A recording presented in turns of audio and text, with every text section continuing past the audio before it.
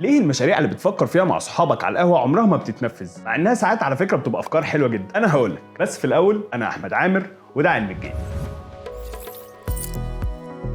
اللي بيحصل غالبا ان كل فكرة بتقولها بتلاقي واحد من صحابك بيصعبها عليكم، يعني يقولك عايزه فلوس كتير، اصل اجراءات المشروع صعبه، اصل مطلوب ورق مش هنقدر نخلصه، مع ان الموضوع سهل جدا. علشان تقدر تعمل شركه خاصه بيك انت واصحابك بعد ما تتفقوا على الفكره على القهوه، هتحتاج اول حاجه صوره بطاقتك او الباسبور. تاني حاجه لو شغلك اونلاين ومش محتاج مقر للشركه، فممكن تسجل عنوان شركتك بنفس عنوان بيتك. بخلاف كده بتقدم صوره عقد الايجار او وثيقه ملكيتك للمكان اللي هتخليه عنوان لشركتك. تالت حاجه هتسجل الستارت اب بتاعتك السجل التجاري باسم الشركه ونشاطها. الحاجه الرابعه محتاج تطلع بطاقه ضريبيه وتقدر تقدم عليها اونلاين على موقع مصلحه الضرايب المصريه، وهسيب لكم اللينك في الكومنتس. خامس حاجه في حاله ان عندك موظفين، هتحتاج تطلع الرقم التاميني لشركتك من الهيئه القوميه للتامينات الاجتماعيه. الحاجه السادسه دي بقى هتشكرني عليها، تقدر تختصر كل المشاوير اللي انا قلتها طول الفيديو ده في مشوار واحد بس. روح هيئه الاستثمار وخلص كل اللي انت عايزه هناك. وعلشان ما تتفاجئش لازم تعرف ان تكلفه انشاء الشركه الفرديه بتتراوح ما بين 4400 ل 6500 جنيه بس. لو كنت سجلت الستارت اب بتاعتك، ايه الحاجات اللي انت اتفاجئت بيها؟ ولو في حاجه عطلتك قولها لنا في الكومنتس.